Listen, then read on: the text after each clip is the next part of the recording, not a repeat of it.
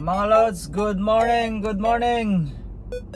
So, bigyan lang natin ng update yung mga kababayan natin, mga kapwa natin na Pinoy dito sa Canada, yung mga nagtatanong tsaka yung mga nag-a-apply kung may mga hiring pa ba dito sa atin. So, actually mga rod, meron pa naman tayong opening na isang position o isang role, yun yung sa labor supervisor.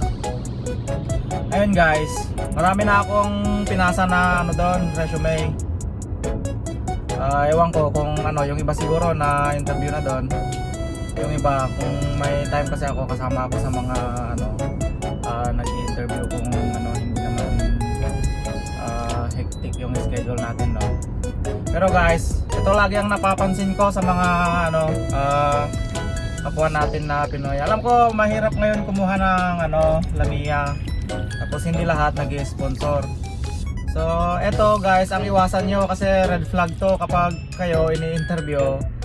Ang unang tinatanong nyo kaagad is kung nagbibigay ba ng Lamia. So nagbibigay ba ng status. So yun guys, kung ako ang kasama sa red flag agad sa akin yon. Bakit? Kasi sa greenhouse guys, sa farming, hindi madali ang trabaho. So mainit doon sa greenhouse, pressure kasi mag-handle ka ng tao.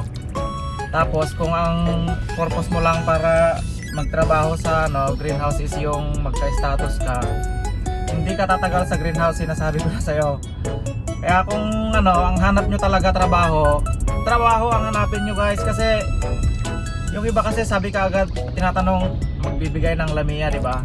Magagaling yung mga employer guys, kasi naging employer yung mga yan. Hindi natin sila na pupunta ka lang dito, magkaka-status ka, tapos later on aalis ka. So magaling din sila guys, hindi sila basta nag-hire na alam nila later on aalis kayo.